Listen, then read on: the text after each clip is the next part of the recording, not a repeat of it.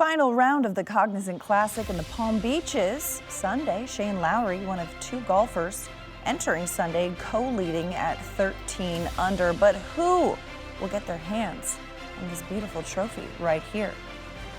Brooks Koepka coming off back-to-back rounds under par. Picked him up on the par 4 fourth, second shot, 40 yards to the hole, plops it on the green, nearly holds it out for the eagle. He tapped that in for birdie, moving to 6 under. Koepka's not done.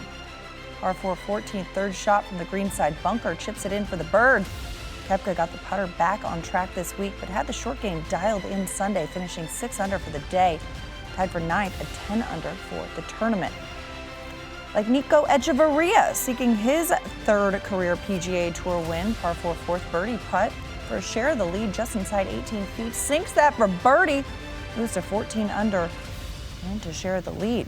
We'll check back in with him soon. Now to Shane Lowry, looking to get back in the winner's circle. Par 3 fifth, deep birdie putt for a share of the lead. 45 feet away, headed towards the hole, drops it in for birdie.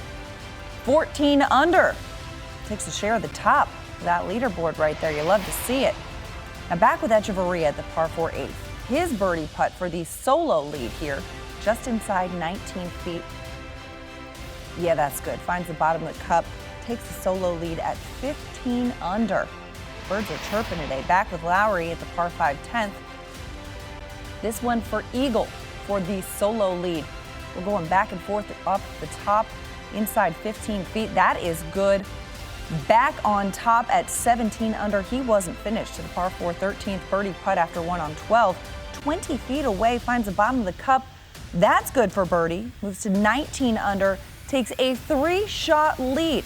What could go wrong, right? Well, runs into trouble on the bear trap. Par 4 16th off the tee. 445 yards out, but that one right into the water. I mean, the man is human after all. 2 shots later after taking a drop, hitting for par. 183 yards out, sends this one right into the bunker. Would double bogey the hole. His 3-shot lead is now down to just 1 shot, leaving the door open for Echavarria. To the par 3 17th we go. With Echavarria, his birdie putt for a share of the lead, 10 feet away, drops that in, regains a share of the lead. Gutsy stuff here from Echavarria, staying on 17 with Lowry. Trying to shake off the yips from the last hole. His tee shot 166 yards away. We're going swimming, folks. Back-to-back tee shots in the water for Lowry. He double bogey again, falling to 15 under, giving Echavarria a 2-shot lead, heading to the par 5th 18th now. Echavarria is to lose at this point. His par putt. Tap, tap, tap it in. That's a comeback victory right there. Nico Echavarria finishes 17 under, winning the 2026 Cognizant Classic, his third career win on the PGA Tour. Echavarria was bogey-free over his final 36 holes, moving up to 6th in the FedEx Cup standings. But as we take a look at the Cognizant Classic purse right here, Shane Lowry's double bogeys on 16 and 17 not only dropped him out of the lead, but cost him $1 million in purse money. Here's Lowry on his collapse. I'm obviously extremely disappointed. I had the tournament in my hands and I threw it away. What more can I say? It's twice this year now so far, so I'm getting good at it. But yeah, look, what can I say? Like, I played unbelievable all day, and then one bad shot in 16 and completely threw me for the last 3 holes. It's never happened to me before.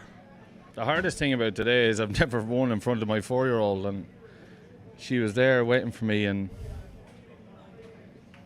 yeah, that's I only wanted it for her today. I didn't want it for her. I don't care about anything else. Like, I wanted it so bad. Just to see her little ginger head running out on the 18 green would have been the most special thing in the world. But I thought I had it. Thought I was going to win. I mean, I didn't get ahead of myself, but like, I felt so comfortable out there, and then yeah, tried to get a lot out of my 3-iron down 16. Yeah, and did the only thing I couldn't really do.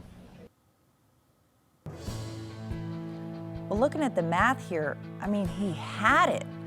According to Data Golf, Lowry had a 96% chance to win on 16. That number fell after the double bogey on 16, fell again after the double bogey on 17. The odds plummeted as Shane Lowry finishes tied for second. For more, I'm joined now by CBS Sports golf analysts Patrick McDonald and Shane Bacon. Shane, first of all, we heard from Lowry there. You tweeted out a shot chart of 16 showing just how off course Lowry's tee shot was on Sunday compared to the entire field throughout the entire week. Shane, what do you make of Lowry's collapse here? Oh, I mean, Madeline, that's brutal. And then you hear him talk after. I mean, obviously, anytime you involve your kids, I'm actually, give him credit, didn't start crying. I mean, with somebody with little kids, that's kind of where my head goes when you're hoping that that's a moment you have with your family. You know, the unfortunate part of all this is kind of who Shane Lowry has become. I mean, Patrick and I talked about it as we got set for this final round, just kind of previewing what we've seen from this guy. I mean, there's the shot chart.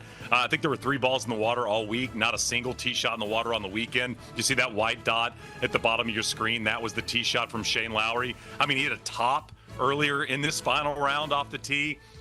Somewhat 200 yards or something off the tee. And then, of course, he hits the right ball at 17 as well.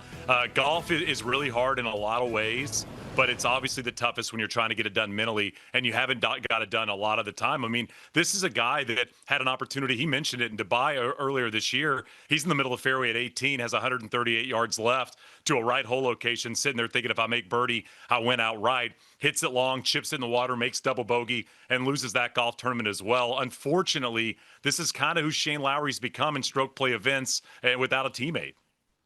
Yeah, it's just weird, Shane. You look at his resume, a major champion, of course, at 2019 Open, his last win at as a winner on the PGA Tour, and then even making that putt at Bethpage Black. He mentioned how can I feel like this coming down the stretch? I lose all control of the club face. I can't feel my hands.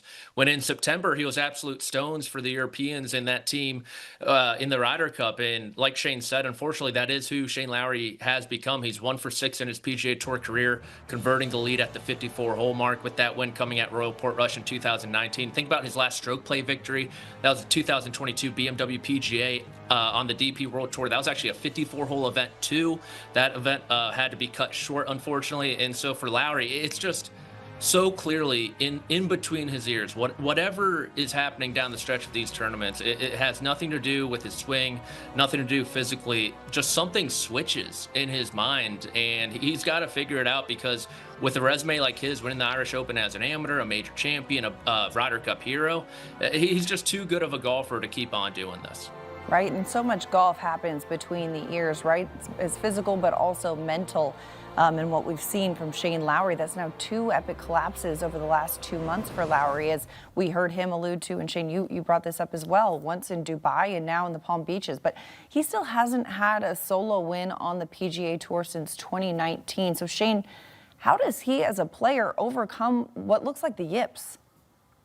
Yeah, I don't know. I wish if I'd make a lot of money as kind of a psych coach if I kind of knew the answer to those type of questions. He works with Bob Rotella, who's, the best in the business in terms of helping somebody in the mental game. And he told him before the round, go out there, have fun, be Shane Lowry. And it looked like for 15 holes, he was doing that, perfectly. He mentioned it, didn't really miss a golf shot, makes that eagle at 10, then starts rolling in, birdie after birdie. It looks like he's going to run away with the golf tournament.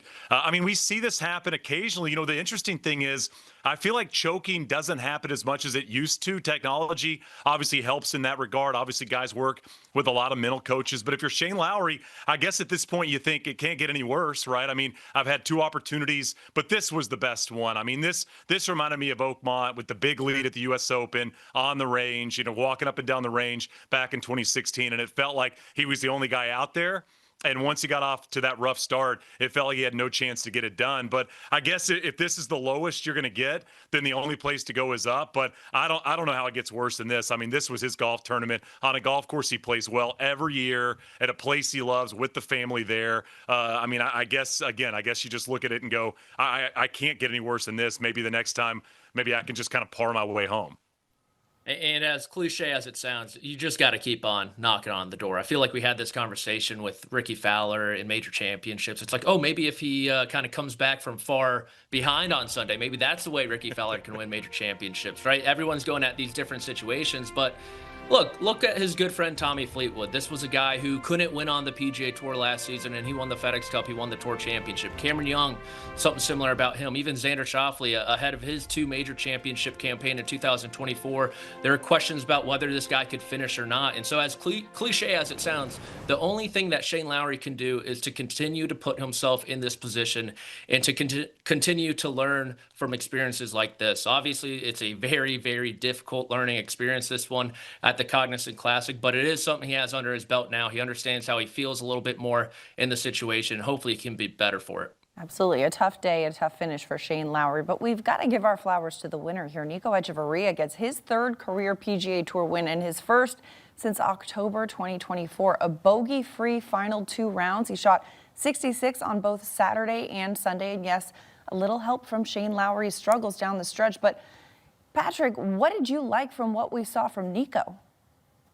He just kept about his business. He's been so impressive when he's put himself in this position. He's someone who I feel like on the PGA Tour, you can either earn your living by finishing inside the top 25 every week, or you can earn your living by making the most out of your best starts. And that's what Nico Echavarria has done. It's been a very roller coaster-esque 2026, the top 10 at Pebble Beach and missed cuts outside of that too. And he comes back and puts together a really, really impressive performance, in my opinion. Kind of fell asleep there in the middle of that back 9, couldn't get any of those birdie putts to drop, but kept about it, kept going through his process. And when he realized he had to hit a golf shot to win this tournament, he did just that. Maybe Shane was a little further right than he anticipated, but still that one on 17 in that tournament clutching putt as well. Just very impressive. And someone, when he gets a sniff of the lead, a sniff of the winner circle there on Sunday, he's gonna keep about himself and stay on that first page of the leaderboard, and he did so once again. Yeah, I mean, Patrick, when we see collapses in professional golf, I mean, we rarely talk about who actually won the golf tournament, but you got to put yourself there, right? I mean, you think about players like Danny Willett, firing a really impressive round, Charles Schwartzel, guys like that who were kind of there when it wasn't going great. I mean, Nico shoots 66 on the weekend, doesn't make a bogey on the weekend. 3 of 4 rounds, he was bogey-free on the week at PGA National, putted the lights out. 3 wins is really impressive in terms of a career. He's still a really young player, and he obviously has a really polished short game. Patrick, I love the tee shot at 17. Everybody on the call's like, little right, and then it just carries and covers, and those are those moments where you feel like maybe it's my week, and then Shane Lowry gives him the help he needed. But he had to go out there and get it. There was plenty of players out there near the top of the leaderboard that had an opportunity, if they played a great final round, to snag this from Lowry with those mistakes late. It was Nico that did it, and 3 wins. You talk about guys to get to that mark and beyond. And now if you're Nico, you start to think 4, 5, maybe 6 in my career. Can I get myself, in contention at a big event like a Players or a major championship? I feel like he's on the path there to potentially do that. Yeah, big weekend for Nico. 66 on Saturday, Sunday, winning the Cognizant Classic. And he and his wife closed on a house on Friday. Tough to balance all of that while playing in a golf tournament, although Friday is the day he did shoot a 72, so maybe a little distracted. Meanwhile, Brooks Koepka had his best round since rejoining the PGA Tour. Things are trending up after a slow start to his comeback. Patrick, what are you seeing from Brooks? Just getting more and more confident, I think. And for someone who struggled so much on the green, seeing some nice putts roll in there on Friday and then carrying that into the weekend, had a really nice performance here on Sunday too. He played alongside Ben Silverman all 4 rounds also, so maybe that had something to do with it too. Need Ben Silverman in these tournaments more for Brooks Koepka. But I'm interested to see, obviously everyone's looking at that putter. The tee to green game's been pretty sharp so far in 2026 in this return to PGA Tour competition. I'm kind of interested to see Koepka and the cadence of his schedule, because it's a lot of stop and go. It seems like he's not in the field next week at the Arnold Palmer Invitational, then he'll restart there at the Players Championship. And so just not being in these signature events, and those events tend to hug some of these major championships, especially the PGA Championship and the US Open. So just moving forward, long-term 2026 for Brooks Koepka, I'm interested to see if he can overcome maybe the stop and go nature of his schedule, or even play himself into those events, given the possibility either through the Aon Swing 5 or winning a golf tournament. So I think a win would go a long way, obviously, for Koepka in a number of manners, but just making his schedule a bit more consistent leading into major championships is something I'm looking at too. Patrick, I just like seeing him touch some low numbers. I mean, Brooks Koepka, for all the good things he's done in pro golf, has kind of been asleep at the wheel the last couple of years. I mean, obviously returning to the PGA Tour. And I mean, this has been a lot of media attention and a lot of people following him. Brooks Koepka kind of carries that level of fame in our sport. But to see him go out there and fire some really solid numbers, have a good week. One day it was bad ball striking. One day he didn't drive it great. A couple days he putted really well. He'll start to piece that stuff together. I really think so. And I mean, I believe Brooks Koepka's motivated, not just in terms of major championship golf, but really proving himself out on the PGA Tour. A step in the right direction, I'd say, was what this week was at a lesser than golf tournament. And I think as he gets deeper and deeper into the schedule, he'll be more excited to get out there and play and potentially piece together 4 really consistent, solid rounds and maybe win 1 or 2. Absolutely. Great to see him touching some low numbers. Hopefully that trend continues. Shane Bacon, Patrick McDonald, thank you so much for the insight. As we take a look at Brooks Koepka this season, of course, a little bit of a shaky start, but numbers trending in the right direction. T56 of the Farmers Insurance Open, not exactly what you're used to seeing from Koepka, but finished tied for 9th at the Cognizant Classic. Coming up, back with Patrick and Shane as we turn our attention to the Arnold Palmer Invitational. We'll preview that next right here on CBS Sports HQ. Next up on the PGA Tour schedule, we'll head to Bay Hill for the Arnold Palmer Invitational. It's the 3rd signature event of the year. The field headlined by world number 1 and 2-time Arnold Palmer champ Scottie Scheffler, who looks to get back on track after a season-worst T12 finish at the Genesis Invitational last week. That must be rough when that's your low point. For more, back with Patrick McDonald and Shane Bacon. Shane Lowry, before melting down, said Saturday that he credits his success in Florida to Scottie not playing much in the Sunshine State. Well, he is playing next week at the Arnold Palmer. So, Shane, what are your expectations for Scheffler this week as he looks to fix his slow start woes? Yeah, he stinks. He should retire. T12, get him out of here. I don't need him on tour anymore. I mean, this guy can't hit it anymore. Iron play has been disgusting this year. I mean, it is funny, right? I mean, you set level of expectation to a point where he was a cam putt away from finishing in the top 10. Once again, it ribbed, despite obviously getting off to a really, really slow start. I mean, I expect Scottie to come back firing. I mean, I think that's what he does. You see here how he's played in the opening round, bouncing right back the rest of the week. It's been weird to see him struggle so much out of the gate. But, I mean, when you are as good as Scottie is, I think rest and taking a little bit of time away from the great game is very helpful. I would not be surprised if come Wednesday when he gets asked what he did the last week or so, he says, I didn't touch a golf club, or if he says, I spent 5 hours at the range, right? I mean, I could see it going each of 2 ways, but already a win this year, loves Bay Hill, ball striker's paradise. Patrick, I mean, what, is Scottie not going to be in contention, I mean, come Saturday or Sunday? I mean, I'm hoping his putt on the 36th hole is not to make the cut like it was at Riviera, right, Shane? I don't think it will be either. And so, like you mentioned, 112th in round 1 scoring so far on the PGA Tour this season, as opposed to number 1 overall in round 1 scoring. So I don't know if it's officially a thing or if it is officially a thing if it happens again this week at Bay Hill. I'm not quite there.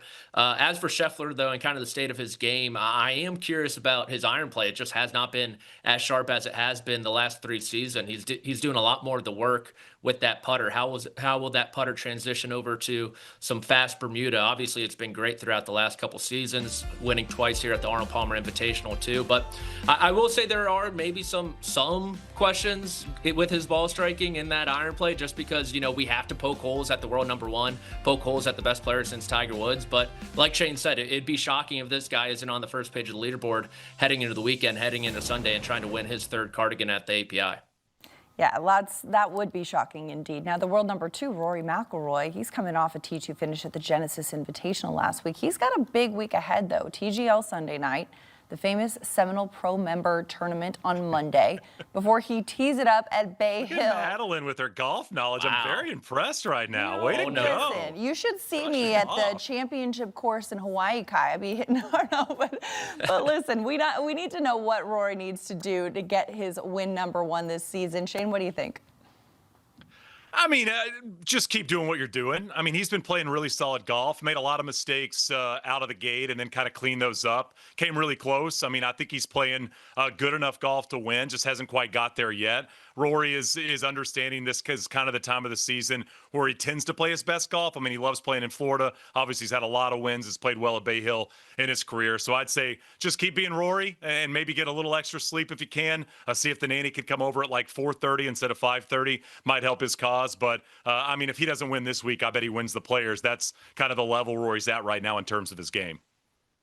Yeah, I think like Shane mentioned, just keeping the big numbers off the scorecard. They obviously materialized there at Pebble Beach. There aren't big numbers really to be made at Riviera, but there certainly are at the Arnold Palmer Invitational. And in 2024, that's something that Rory really struggled with during the Florida swing. He cleaned that up really nicely in 2025, and we obviously saw the type of start he had to that season with that win at the Masters, kind of culminating a really nice 4-month stretch to begin 2025. So Rory, at this stage of his career, he picks his tournaments with intent. This is certainly one of them. He mentioned it ahead of the Genesis Invitational, how these player-hosted invitationals, the Genesis API, and the Memorial are kind of top of his list when it comes to non-majors, non-players on the PGA Tour schedule. So it will have his full attention, despite that busy week, like you mentioned, Madeline, with his Ball Frogs leading the way in TGL, being the #1 overall seed right now. Hey, listen, he is booked and busy, and we love to see it. But we have to put an early pick to this one. So when we look at who is putting on the iconic Arnold Palmer red cardigan this week, Shane, I'll start with you. Who's your pick? Well, I want to start by saying I know Patrick's going to pick Xander, so I couldn't go down that road. I mean, he just continues to lean heavily into the Xander space, and I feel like that's where he goes. I'm going to go with Matt Fitzpatrick. He's been playing some really solid golf this season, been really solid really at this golf tournament and this golf course since 2019 when he finished second, 5 top 14 finishes in his last 7 starts at Bay Hill. I like Matt Fitzpatrick kind of starting the progression towards major season because I think he's going to pick up one of the majors in 2026. I think Shinnecock plays right into his hands in terms of the type of game Fitzpatrick possesses right now after going through those struggles about 18 months ago. So I like Fitzy this week. Patrick, your turn. Go ahead and say it. It's Xander Schauffele. You can do it.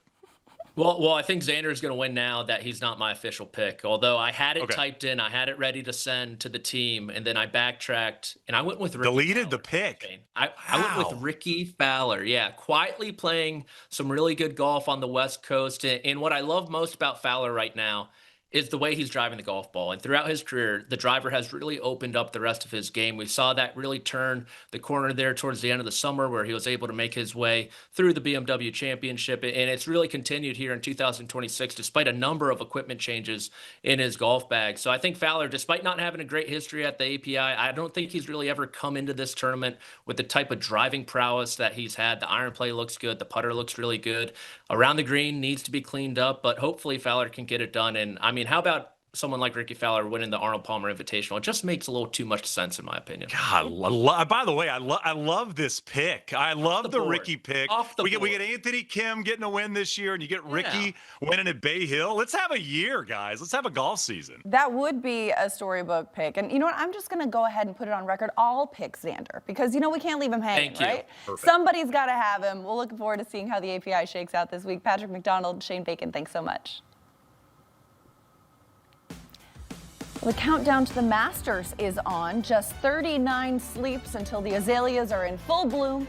The 2026 Masters are just over a month away, and we'll have full coverage on CBS and right here on CBS Sports HQ.